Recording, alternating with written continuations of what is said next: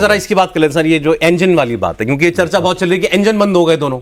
आम आदमी सोच रहा है यार इंजन बंद हो गए इसलिए जहाज गिर गया। एक तो दोनों इंजन, हमने जो सुना, दोनों इंजन एक जहाज के एक साथ शट डाउन हो जाना, वो एक ऑलमोस्ट इम्पॉसिबिलिटी है। ऑलमोस्ट इम्पॉसिबिलिटी, नामुमकिन तो संसार में कुछ नहीं होता, लेकिन फिर भी इंजन क्यों बंद हो सकता है, इसके दो बड़े रीजंस हमें बताया, बाकी एक्सपर्ट्स उस पर एलैबोरेट करेंगे। पहला, बर्ड हिट, कोई पक्षी चला गया इंजन के अंदर, लेकिन वो भी दोनों इंजन में जाएगा। ये भी एक अजीब बात होगी कि दोनों इंजन में पक्षी घुस गए और दोनों इंजन उसकी वजह से बंद हो गए।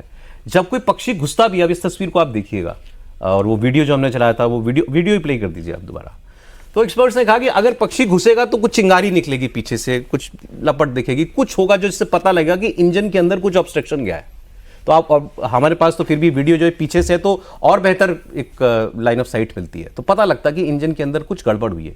लेकिन इस वीडियो में ऐसा कुछ दिखाई नहीं देता।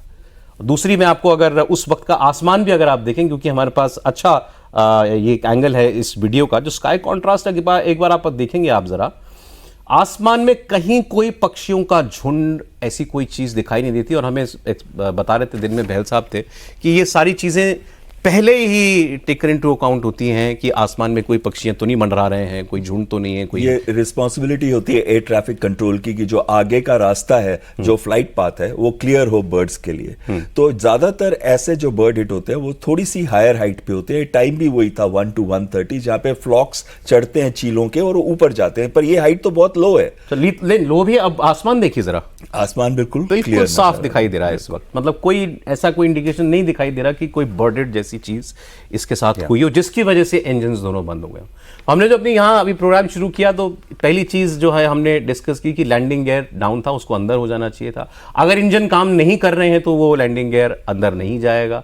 इंजन बंद क्यों होगा? पहला रीजन बर्ड हिट। इस तस्वीर में बर्ड हिट जैसी कोई चीज नहीं दिखाई देती। दूसरी चीज जिसकी वजह से इंजन बंद हो सकते हैं वो है कि आपका जो फ्यूल डाला गया है जहाज के अंदर वो कंटामिनेटेड हो। मैं कुछ एक्सपर्ट्स को सुन रहा था, उन्होंने कहा contaminated fuel may lead to temporary और for a longer duration engine का बंद हो जाना। लेकिन फिर उन्होंने कहा अगर ऐसा होता तो वो जो रनवे पर चल रहा है उसको रनवे पर एहसास हो जाता है इस बात का कि मेरा इंजन ठीक से काम नहीं कर रहा है, कोई प्रॉब्लम है मेरे इंजन में। उसको रनवे पे तो पायलट को तो कुछ पता लगा नहीं। बिल्कुल, दोनों इंजन सही काम कर रहे थे। ये डाउट तो काफ़ी बार आता है क्या रीज़न था कि उसके बाद एकदम से लॉस ऑफ थ्रस्ट हो गया और एयरक्राफ्ट नीचे सिंक करने लगा। वो डाउट तो कई बार आता है। बट ये भी बात सही है कि जो रनवे में जो टेक ऑफ पे रोल किया है वो तभी रोटेट करेगा जब वो उस स्पीड के लिए, उस वेट के लिए, उस टेम्परेचर कंडीशन के लिए वो स्पीड अचीव हो जाएगी। जब वो स्पीड अचीव हुई तब उसने रोटेट किया है और एयरक्राफ्ट अभी ऊपर क्लाइंब करना शुरू कर दिया है। तो इनिशियल क्लाइंब ठीक है, तब तक इंजन मेरे को लगता है 100% सही था, तब तक इंजन में कोई प्रॉब्लम नहीं हुई है, जब तक ज़मीन पे था, तब तक नहीं था। ये सौरभ जी निकल के आएगा एफडीआर में एग्जैक्टली, बिकॉज डिजिटल रिकॉर्डिंग है, मिली सेकेंड तक रिकॉर्ड होता है और क्लियरली निकल के आएगा कि क्या प्रॉब्लम अगर हुई इंजन में तो कहाँ से हुई है, किस इवेंट से हुई है, किस एग्जैक्ट टाइमिंग से हुई है, वो क्लियरली निकल के आएगा। बट जिस तरह से टेक ऑफ रोल का जितना स्ट्रेच दिखाया गया है और वहाँ पे स्पीड अचीव करने के बाद उसने रोटेट किया है, दैट मीन्स वहाँ तक सब कुछ सही था। और ये मतलब कोई खराब तेल या आसमान में पक्षी घुस जाना है इंजन में, उसके अभी तक कोई प्रूफ्स, तो विजिबल प्रूफ्स दिखाई नहीं देते जो हम लोग पहली नजर में देख रहे हैं। अब एक तीसरी चीज की बात एक्सपर्ट्स कर रहे हैं और वो ज्यादा टेक्निकल है इसलिए वो ज्यादा बोले, बस मैं इंट्रोड्यूस कराता हूँ आपके लिए। वो जो डैने होते हैं, जो पंख जो होते हैं विंग्स जहाज के, हमने भी कई बार विंडो सीट पे बैठे हैं तो देखा तो, लेकिन कभी किसी से पूछा नहीं कि ये क्या फंक्शन होता है।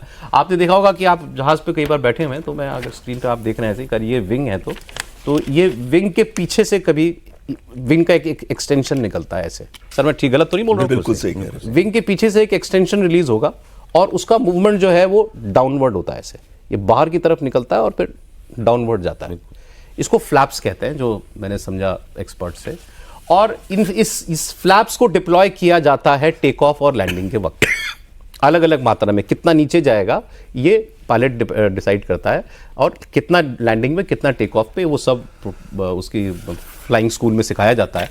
तो इस वक्त देख करके जो विंग्स दिखाई दे रहे हैं, क्या आप कह सकते हैं कि वो फ्लैप्स जो हैं वो बाहर निकले हुए हैं या नहीं निकले हुए हैं? वो निकले होने चाहिए थे टेक ऑफ के लिए। क्या ये तस्वीर बताती है कि वो निकले हैं या नहीं निकले हैं? अभी इधर से देखना वैसे बहुत ही मुश्किल लग रहा है, लेकिन जो फर्स्ट इंप्रेशन आता है, क्योंकि कई बार क्या होता है आपका गट फीलिंग देखते ही दिख जाता है, तो ऐसे लग रहा है कि फ्लैप शायद नीचे नहीं है। इसका मतलब है जो फ्लैप्स होते हैं वो ज्यादातर ऐसे आते हैं कर्व, और वो क्यों यूज करते हैं हम, जब अंडर कैरेज डाउन होता है और जब हम लैंडिंग के लिए आ रहे होते हैं तो हमें चाहिए ज्यादा लिफ्ट लेकिन कम स्पीड, ताकि जब हम टच डाउन करते हैं रनवे के ऊपर हमारी स्पीड कम हो, और उसके लिए लिफ्ट अगर ज्यादा बढ़ाना है तो हमको केम्बर जो होता है, जो आगे का विंग का केम्बर है, उसको बढ़ाना है। इस तरीके से हम उस केम्बर को बढ़ाते हैं। सरल भाषा में वो आपको जो है वो बाहर निकालना पड़ेगा, वो नीचे की तरफ झुका होगा। नीचे की तरफ झुका होना चाहिए। तो और यही टेक ऑफ के समय, ये टेक ऑफ के समय भी हम करते हैं, लेकिन लैंडिंग के समय में उसका केम्बर ज्यादा चाहिए होता है और टेक ऑफ के समय में हम कम होता है। वो डिपेंड करता है अलग अलग एयरक्राफ्ट पे कितना 5 आपकी डिग्री गट फील कह रही है कि वो फ्लैप जो है वो बाहर नहीं था, नहीं दिख रहा है, नहीं दिख रहा है, नहीं जो होना चाहिए। जो होना चाहिए था। सर आपको क्या लगता है? हाँ, ये डाउट आता है बिकॉज ये बहुत अच्छा क्लियर भी पिक्चर नहीं है, बट ये बेस्ट अवेलेबल है आजकल जो हमको दिख रहा है, और चैनल्स पे भी आ रहा है और कई सोशल मीडिया में कई जगह डिस्कस हो रहा है। तो उससे तो ये प्रतीत होता है कि फ्लैप्स में कई सारी सेटिंग होती है सौरभ जी, 5, 15, 20 तक जाते हैं, ऐसे depending on aircraft to aircraft. तो वो डिपेंड करता है इस एयरक्राफ्ट का वेट कितना था, कितना फ्यूल टोटल कितना कैरी कर रहा था, टेम्परेचर कितना था, रनवे का स्लोप कितनी थी इफ एट ऑल, और विंड डायरेक्शन वगैरह क्या था, ये सब फीड करते हैं। तो कंप्यूटर जनरेट करके बताता है कि आज की सॉर्टी के लिए, इस कंडीशन के लिए आपको 5 डिग्री फ्लैप रखना पड़ेगा, या और वो इलेक्ट्रॉनिक चेकलिस्ट में हो जाता है जो दोनों के पास होती है और अप्रूव्ड होती है। उसके बाद वो दोनों उसके हिसाब से काम करते हैं।